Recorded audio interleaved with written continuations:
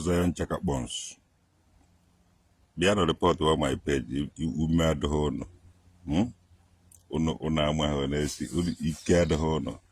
Ụnụ na report page. Ụnụ chedo ọnụ report on page ọgụ ebie. Tabe nnọrọ ana. Ụnụ amachasịghị ife ike. Ụmụ Zion Chaka Bones. Ụnụ na-edifend Ebuka Obi. Ụnụ amaghị na-esi ya n'ọgụ.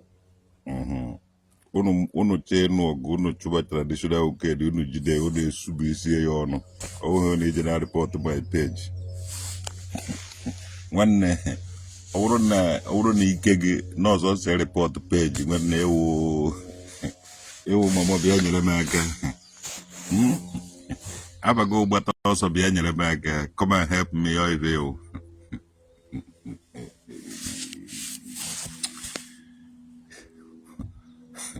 Unu Zion Chaka Bones. Even I have more on the report to my page. When they got on my page, got your high BP. May well go to my page. So you're gonna make specific joke. When you will go to my page and they follow them, they argue. And I man could you now for now. And don't walk with my word. Walk my word. And dimpide no Saga, Mike Quana, the Quano Morive and the Quano Morive. Ukuma Okahamana could you poor. I'm coming engineer queer. None and then a money Solomokan Janade, where can take in a bed beneath. Nine alarm because I am a ham here. You watch Madam Justice, Mariam Justice. And on now your Mariam Justice. Now go ahead because I gotta know Ogechi Okeke Njaka. I know some Ogechi Okeke Njaka. I was an Ogechi Okeke Njaka Saga. But no one na kotu. Actually, I want to Kakuzere Gumoberi. I get in the name Maria Michelle condition ya now. And all the followers of Maria Michelle and all the people. Actually, it's true, Maria Michelle will Melo Ogechi Okeke Njaka. When I had on the Renano song with Hog. Had on the Renano song with Hog. How was the case of Ogechi Okeke Njaka and Maria Michelle? You got a name. Mungo traditional Okedi. Mkwekuru mive kuchai ono baha okuma. Napuze ono kono jaka ono mefuga. I wish I got a verse we had in the back. I come Maria Michelle because okay, wasn't keep as because if a traditional work in one of those other, I would quite happen on one Zion because I will go maybe call all your people in order or he may happen on one Zion now. One Zion got on and I so monog, or not your Kaiwa, or not your in. Aboko any de me vulungwa hambia kutonog. No mbia wala ngwayo kosu wa bwa harandu zayo na nano so gumane ne non. Respect enu respect ana kome ekwu anyanwụ ụtụtụ kwa no kwa hie anyanwụ ka nọ na ekwu okwu. Una emege Ebuka Obi ọ na-ejezie nazie dress ka ndị dibia. Una emege Ebuka Obi ọ na-edazi onazie dress ka ndị dibia. O dress ka ndị nze n'ọzọ. O dress kwa ka ndị dibia. Bịa na report page mo nwa wonde Zion. Kan cause ọrụ na ogbu aghara that is. Kan cause ọrụ na ogbu aghara nje cause ọrụ nke ibazu a. Una go learn and una go learn in a hard way. Ana m agwa ya ụnọ. Ebuka Obi mara kwa ike wi nwere jekwa evute o. Ma we call ụmụ Chaka Bones gị eno ada. O wuru na iwu onye Zion. You report on my page. In a bring Ebuka Obi down. I tell you, Ogechi Okeke Njaka is a good person. Mgbe chọrọ ka nno so mgbe m gwara unu na have come to defend Ogechi Okeke Njaka to the last. Ogwedo onye ma ihe na-eme no. Chineke.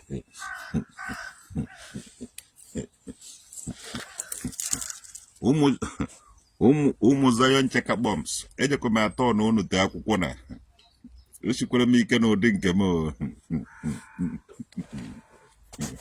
enwekwara m ike egbe mana nkaji isichara unu ihe wụsa ya na hie unu ga-achọkwa m unu ga-ayọ m biko amụkwa m ihe nji na-ekwu unu jekwa ayọ m biko ọkwa ha amụkwa m ihe eko m agbajisiri unu ihe eme anya jisiri unu akwụkwọ a ebụrụ na egbujie na nye egbujie mmiri ndate gịnị ọ ga-anwụrịrị mgbe ị hapụrụ ya na o ji anwụ ịgbajie ya agbajie o ji anwụ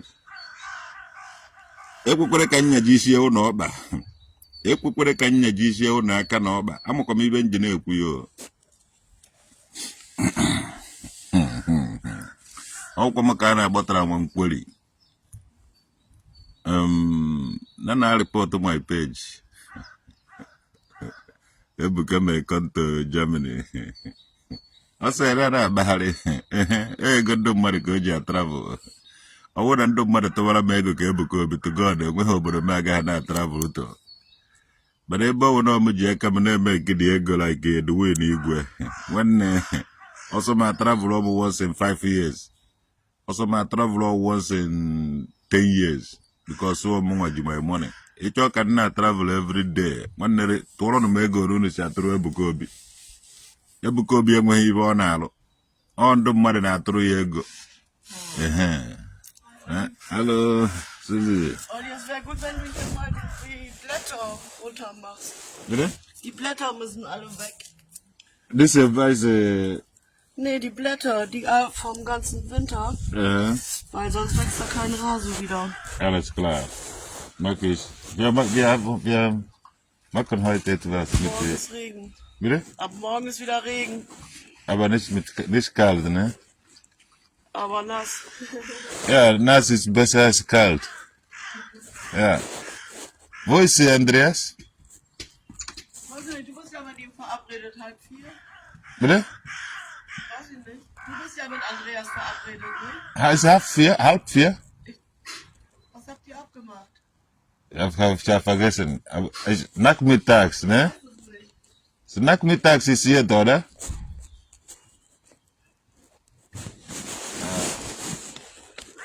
Aber ich bin schon bereit. So. I'm on even Jena Guno. Nipen Jem, one Hamayo Madia Makayo. Ebuka Obi. The quelle no from Maria Majustice. Oh, when your name and only power. Book power no.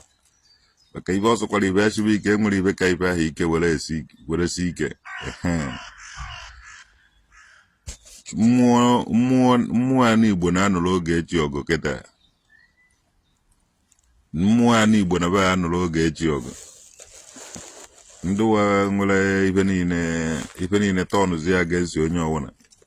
Jenu na post ahụ m mere mgbe ahụ. Na vidio m megasịrị. Ihe ọdụ ume na ọ na-esi ayọ mmadụ. Ọ bụrụ na o nwere ihe, ọ bụrụ na ọ na-ege ndị ichie ntị. Ọ bụrụ na o nwere nsọpụrụ na o nwere ibe ọ na-asọpụrụ ọ kara iji nwayọọ na kpuru that time mana o kweghị eme ya. Now ana m awọchị ma ibe Jinjim Venzava High Chief Akụ Sinachi and all the people ife a na-ekwu ogige ka m na-egezi I can't do anything because I have said something onweghị onye kwere eme something. Ndị be anyị na-like ịlearn in a hard way. Because if ha ukwu nekwe na ihe unu ga-eme were nu nwayọọ mee dete nke udochi ya fa ajụ ife na-eme na ya mee na ife na-eme na-emewego what do I do onweghị ife m ga-emezi. Oh na ndị be anyị si abụla ndị be anyị na-like ụmụ they learn in a hard way. It's that of ya udo you are in. Ebe ọ sọrọ m na-anọ tọtụchiela oya anọ m n'okwu mmụọ were ekwu okwu anọ na mmụọ were ekwu okwu adịbọ na nkwuru ọbịa ha na mmezu ma stop wa ikwu. Anaba agba Ebuka Obi na ọ na-eyi ka ndụ dibịa gada maazị dị agwara m ụnụ ọ dịsị pastọ na ndụ dibịa ofe ife kabawo ife ọwụ na efuru ndụ pastọ iji afụkwa ndụ dibịa ebe ọ na efuru ndụ dibịa iji abụ ndụ pastọ Ebuka Obi maghị ife mara gọnọ ị na-edresi ka nwa dibịa jee n'ụbụrụ ife eji ọgwọ jee lụba dibịa ga-ejo solo mmiri egwu ile ọkara akwụba lụba eze nwa dibịa ga-ejo so iwu pastọ prọfet evangelist gụnwa ofu onye na-aza evangelist Ebuka Obi ofu onye na-aza pastọ Ebuka Obi ofu onye na-aza prọfet Ebuka Obi ogweghị nke nwa dibịa Ebuka Obi eze mmụọ Ebuka Obi aka ji ọfọ Ebuka Obi onye ji igodo nke a na-eze enigwe Ebuka Obi na ihe na-agụ nwa ahụ Ebuka Obi ịmaghị ihe ị chọrọ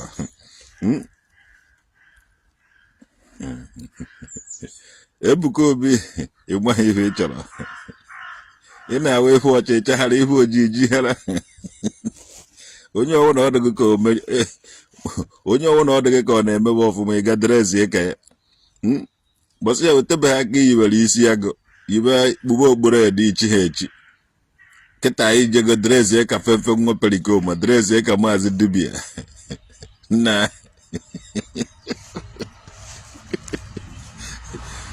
ndị Zion Ebuka Obi unu wụchaka kpọms unu niile wụchaka kpọms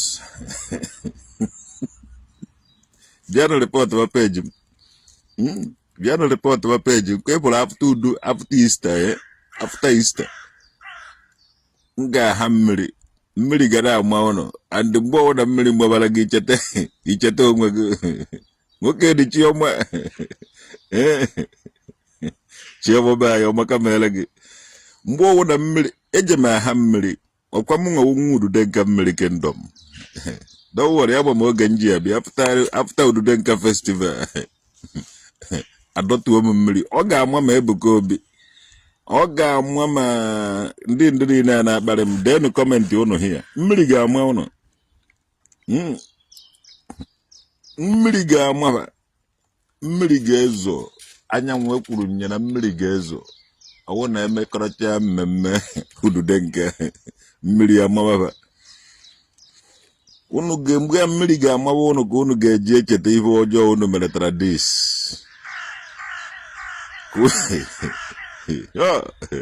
nwoke dị chiọma Rainbow Generation ụmụaka mebere gị ị na-abụ ụmụ nnụnụ nke igwe kama na-ejere ezigasị ozi mmiri ga-ezo adị o ji ama mata ya zi eze aka o ji ama maazị dibịa o ji ama onye ọwụ na mmiri ya ga-ezo o ji amakwu ma mụnwa ịhụtago lesson we learn a lesson ebe anyị refuse we listen to hear don't we learn in hard way those who listen to hear they learn in a hard way ọmụna-ekwu share ya na this video ka o ruo Ebuka Obi ntị ọ na-edresi ka nwa dibịa kịta nke ikpeazụ a o dresịrịzi ka fefe nwa perikoma dresi ka maazị dibịa Ebuka Obi dibịa ka ị chọziri ime kedu akpa ọgwụ gị ịnyekwa akpa nwa dibịa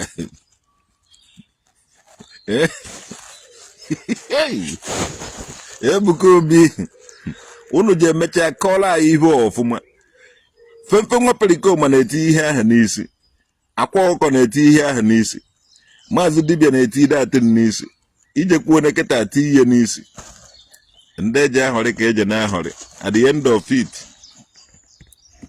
anyị je na-afụ ụzọ ka na-afụ ụzọ ife ahụ ikpuru n'isi gị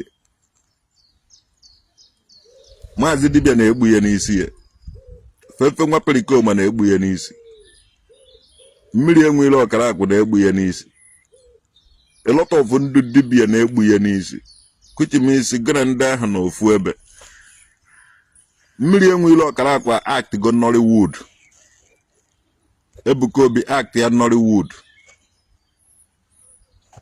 at the end of it na-afụ ndị akpakara dị ngwom ndị dibịa ahụ na ndị akpakara dị ngwom ndị pastọ ahụ na nọ the same direction a na-agba okenye dị ka m ụja ka m kwụsị ikwu okwu a na-akparị okenye dị ka mmaba jijiji ka nwee ike iji ụjọ dara enwe n'elu anyanwụ asịrị ọ gasị na-eme exist enwe m ike iji ụjọ dara enwe n'elu ife ọsọkwaraba na-agwọ n'ọgwụ ife ọsọkwaraba na-agwọ n'ọgwụ na-epretend na-ekpere ka ha na-ekpe ọgwụchịcha ọgwụ ahụ asịrị ọ gasị anyanwụ na-acha isikwa na-atụtụrụkwa dị ọgwụ jee tikwe ya n'ahụ onye gwọrọ ya nọ eriri ma ngwugwu ma onye kere ya iwerekwa ọgwụ ahụ ịmara ndụ sendịrị ya na emechara kọrọkwa ya n'ahụ traditional nwoke dị ma ọ mechakọrọ ya n'ahụ onye aka ya dị ọcha jee sendikwara ya onye gwọrọ dị ọgwụ anyị ga na-arịta ọnọrọba dị ọgwụ n'orie na ahụra akwụkwọ na-eke so a na-akparị m na Facebook ka m kwụsị ikwu okwu a na-akparị m ka m kwụsị ikwu okwu nwanne a ga na-ekwu okwu ọsịsọ ochedo m ka unu na-erekrut onye ka ọgwụ unu si alụ ọrụ enwe m ike irekrut anybody si eje kparịba unu mana unu ga na-abịa na-achọ m okwu mana ọ bụrụ na m nwere dị o bụrụ na o nwere ife m nwere to God who made me and you ọ ga na-anaghachiri unu bịa na-akparị m na rịpọtụ my page ka hapụzi na-ekwu okwu mana ife unu onye ka unu cheka kpọms ụmụ ka a na-agba traditional nwoke dị nwa anyanwụ eze enu Ebuka Obi na-ederezi ka ndị dibịa ike arenji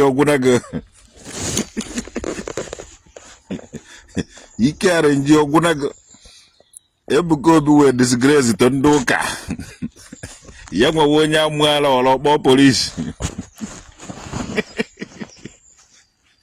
bọọlega tim na-eme ndị mmadụ arrest ike adịghị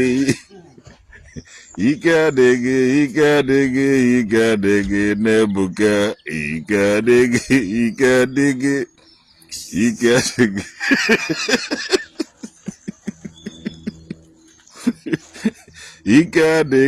ike adịghị ike adịghị n'Ebuka ike adịghị n'Ebuka Ebuka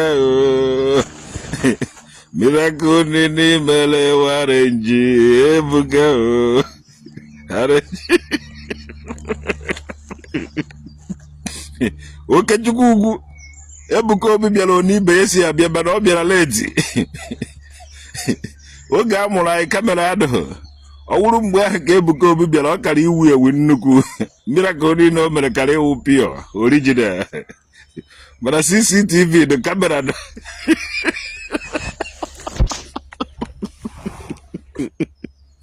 so ọ bịara Ebuka Obi bịara dị wrong time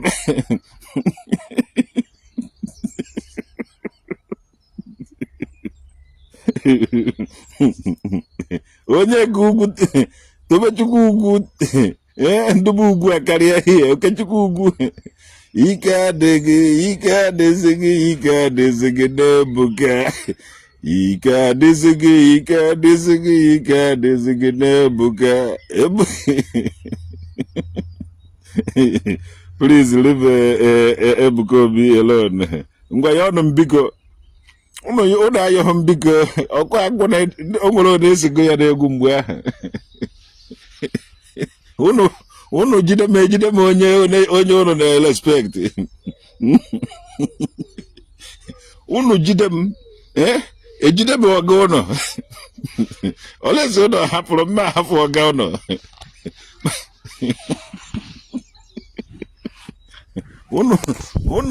unu ejide m ọga ụnọ because o nwere egwu mụrụ ka ọzọ emere nwa nsogbu na-agụ ọsọ na anyị na-achukwu ma wụọ gbuo mụ na ya na-abọbọ ọgbụọ Maazị Okechukwu ugwu na n'Enugwu mụ na ya na-abọbọ ọgbụọ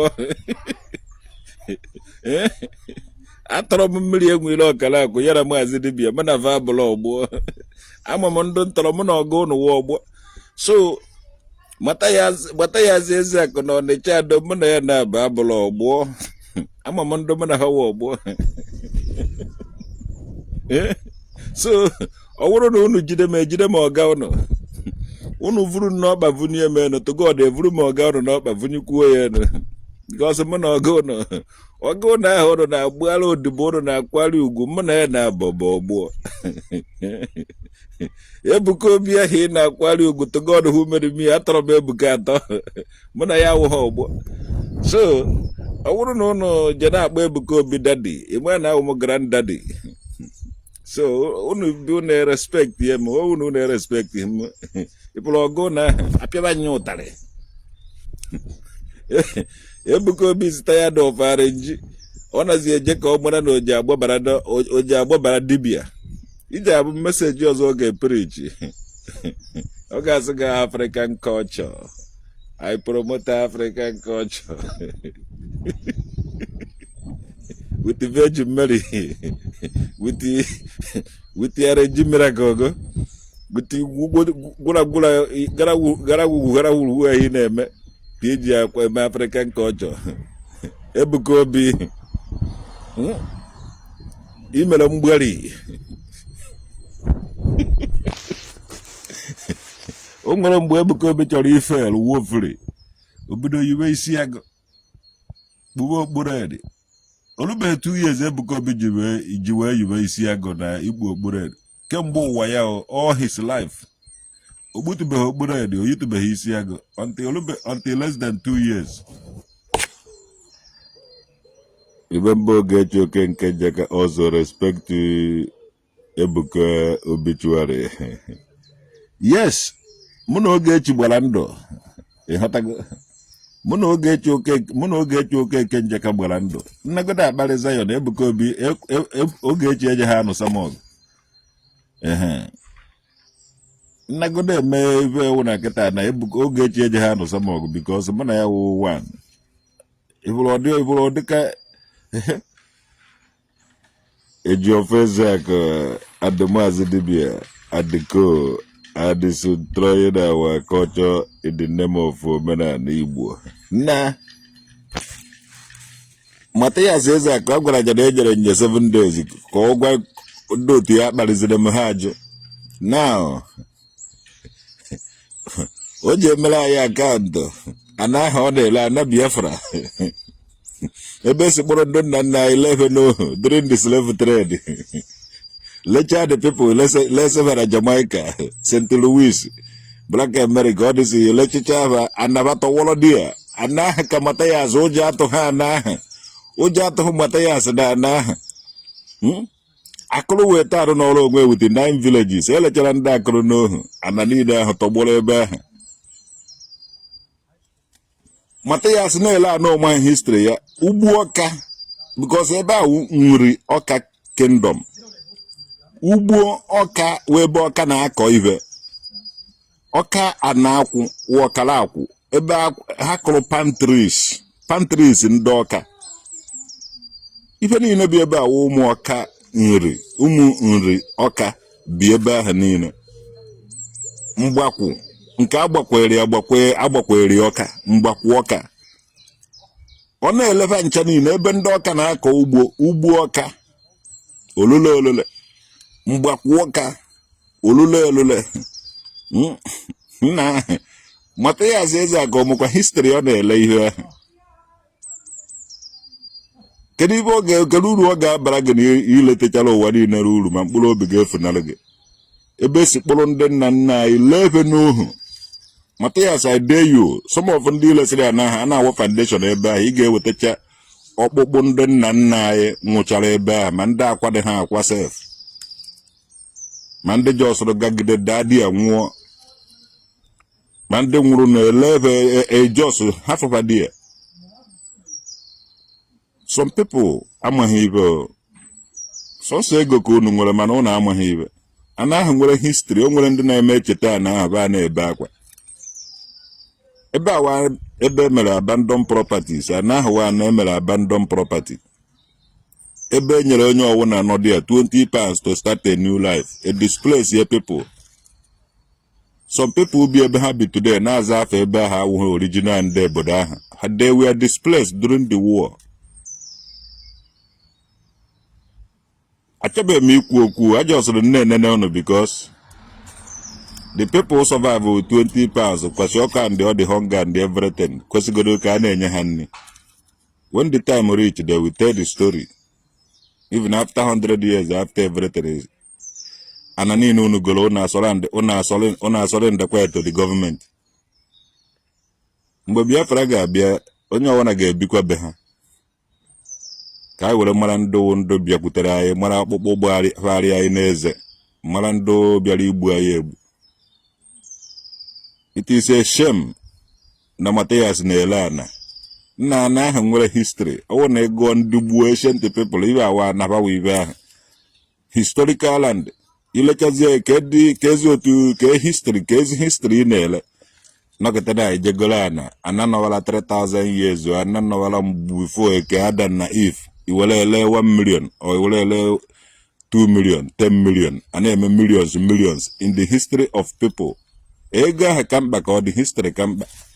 Ekwu okwu ọsọ na-eme jealousy, ekwu okwu ọsọ na-eme ibe mụ na oke ugwu na nwa Igbo agbara nze na ndị niile pụrụ apụ ji wee hapụ the place wụ na anyị awụghị nkịta na-atọ ọgbọ anya arịa anyị n'ọnụ anyị ejeghị ele dị ya na ọ ga-egbu anyị aka mma na anyị jetere aka na-akwawa ibero saịdị ahụ wee na-erigodo nri na-eche bọsị eji akọ the history. Yes,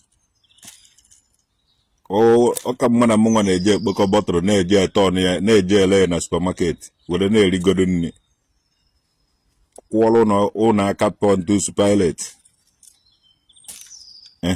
dọkịta esi ị na-eje ego na Adam na Eve ị na-alụ ya ụnọ on top of gịnị na-achọghị m ịgwa ụnụ okwu ụnụ amachasịghị ibe ike na ụnụ nwa na-eso Matthias Ezeak ụnụ chere ndị Biafra ma ndị nwe ana aha anaghị ededi ya history ibe ọsọrọ ụnụ na-ele deten ha na-ededi ya history na-erekọd every downtown ha ma everywhere every location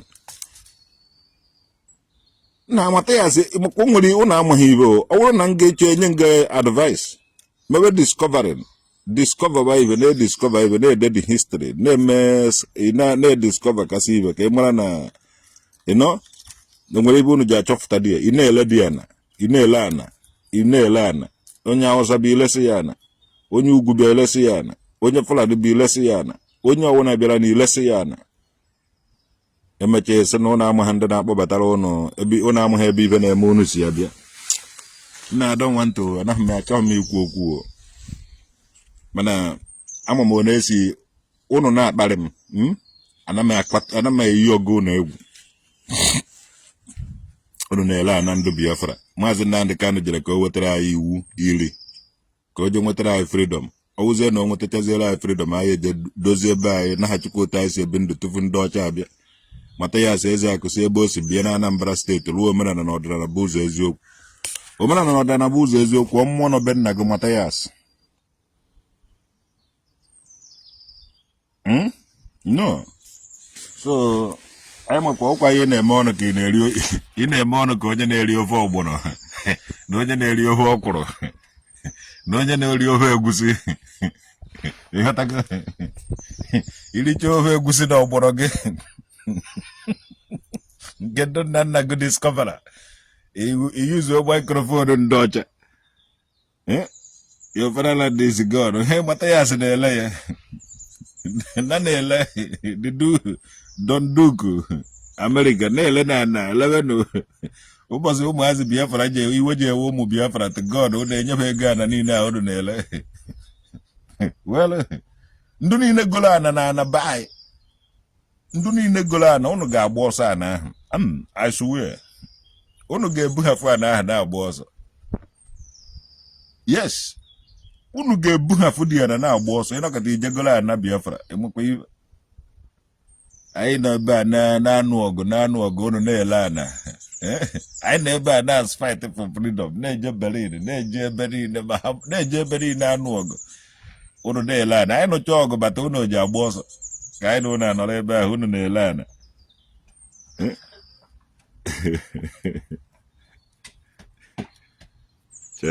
That is why they forget Maazị Nnamdi Kanu in DSS so that they will be destroying what he fighting for. Each and all these people na-eje esu document under Nigeria na bala ikiri ihe Maazị Nnamdi Kanu na-eme. I will make the threat to them. ya mere ha ji atụ asị ife onye na-eme omenala ọ na-atụ asị because ọ naghị eme for real.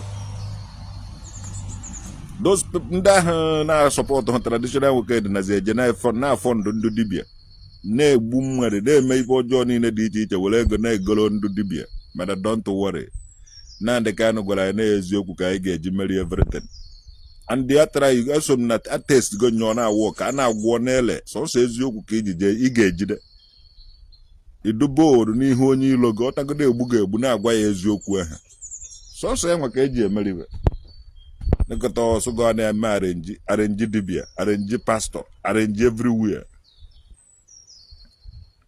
ga-azụ Bright Chimezie ife nkwe don't worry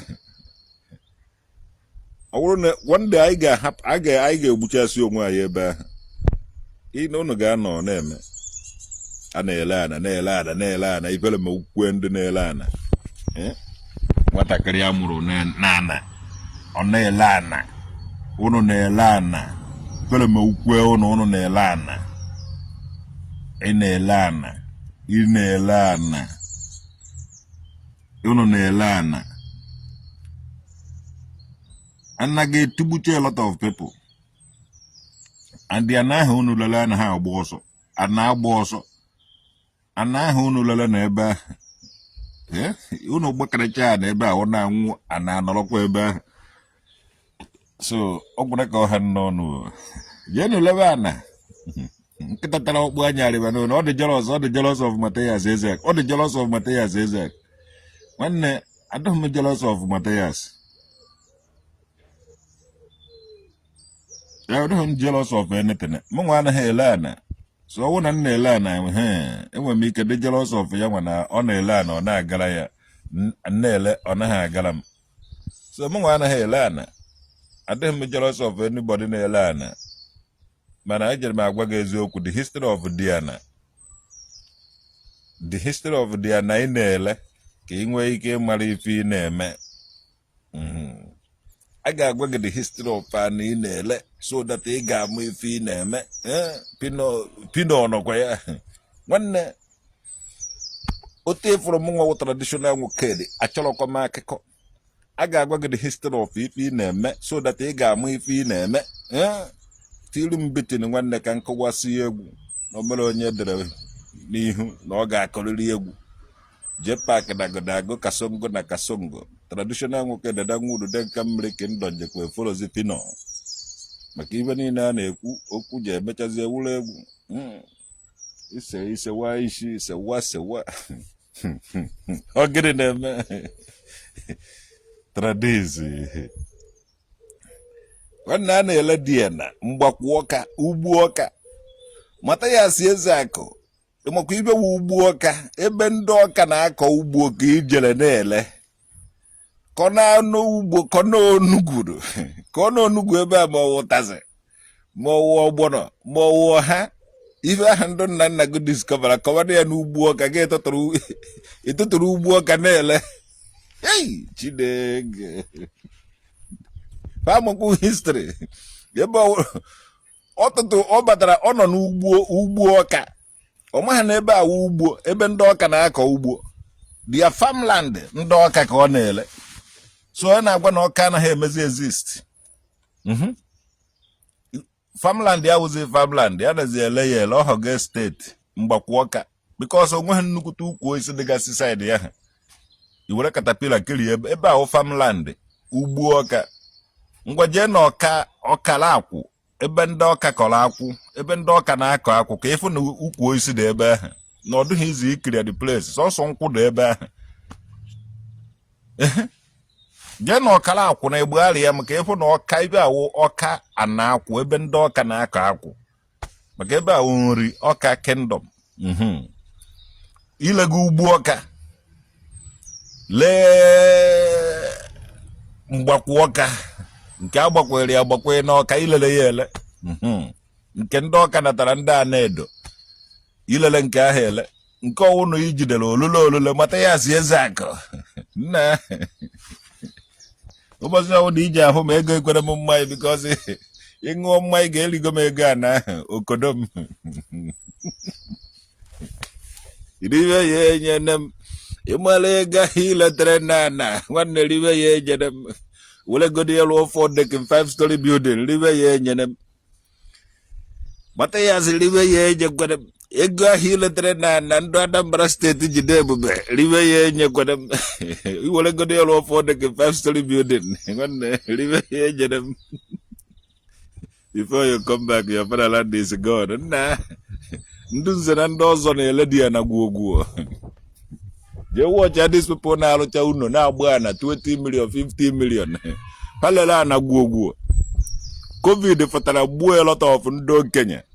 Ndị diọkpara nwee opportunity rigoro.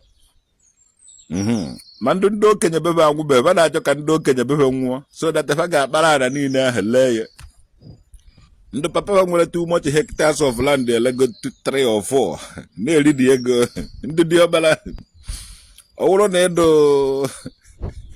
20 years gụnwa ụdị ọkpara na ya dị ụnọ papa gị nwere nnukwute hectares of land o mere inherit from nna ya gụ na ị na-esusi ya abịa na a lot of ụmụazị mụ na-agbawa ogbu elekọtago ana lekọta ana nna azụ nna gị nwelele ada isi adụzikọ ego mmụọ onye ọwụna na-eje ede na ndulele ana Godwill Smith iwu dị ọkpara ilele ana o nwere oge olugidere ọdọ nka m bụrụzi ya akpa nna m na 2021 nna anyị ọdọ nka m bụrụzi ya akpa nna m na uchu obodo oyibo anaghị enyezi ego obodo oyibo anaghị enyezi ego mụ na Okechukwu ugwu nọ hia anyị alụtabeghị ka ma o nwebeghị ihe anyị lụrụ n'ụlọ na-agba mbọchị na o ji adị mma echi ndị nọ n'ụlọ a na-esu a na-abịa ele a na 5 million onye ọwụra anaghị eme million na msịfa nna ka ife na-emezinụ anyị anọteghị aka hia anyị enweghị anyị ọwụhụ moto ka nna anya ndị nọ n'ụlọ na-esu a na-abịa na-ele ana na-ele ana na-ele ana na-ele ana ije saịdị Agụleze Chukwu saịdị ogbe ọhịa elechago ebe ahụ niile ije saịdị Ogboji elechago everywhere nna nọmba 1 ọwụhụ ndị Ogboji na-ele ana ahụ ọwụhụ ndị nwe dị ana na-ele dị ana mmadụ dịka mata ya eze aka atụtụrụ go ana niile surigo ahịa mana amụ ọbara mana nkwere ezunaka mana owere ebe ahụ ebe a na-ego ana mana egbugharịa m nna ndị elechakwa na bụ ụnụ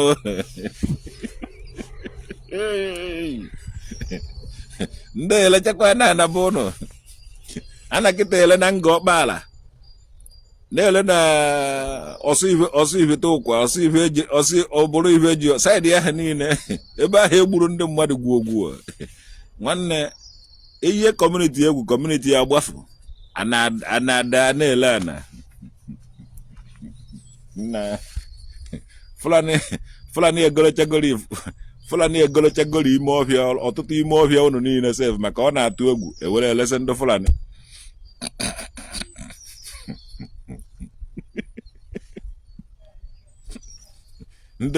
ndị Igbo na-agba ana n'ime na mfụta ndị Fulani na-eje agbakọrọ ime ọhịa ebe kaja develop in next 20 years na ife na-eme na anaba anyị mata ya eze akụ anọrọ n'ọka na-ele everywhere akụ Zion Idume igotekwele na Ebonyi steeti nna ọ dago niile ana ebe ụzọ lebe ohu legide ohu lechicha ndị nna nna anyị n'ohu kịta ana ka a naziele ndị a na-ele ana aha na-agwago ndị ọcha jikwara eme nke ndị ọcha jikwara eme nke ọzọ a na-esu ana bụ na ahịa na-ele ihe niile ahụ n'ihu gị ndị ntị ọdụkwa uche ọdụkwa pa na-ele ana ma ndị ogbu nka a na-ele ana na ogbu nka na-ajụ ihe eri ọba ogbu nka elechakwa anaba ụlọ enwere ike anyị mechaa freedom fighter bataba anyị ọwụ na-elechago ana be anyị ije na ogbu nka bụ ihe eri ọba ụzọ ezie ihe eri ọba Biafra nwanne elechago bụ ụlọ a na-ele everywhere, a na-ele gwuogwu, a na-ele ebe niile. A na-adụzikwa ụmụ ahọrọ ụmụ eti na-awụ front họrọ ụmụ sahalebe na lebe na na-ele ana ihe ọwụ na-ekwere na-elenụ. Godwin Smith elechakwa na village ụnụ.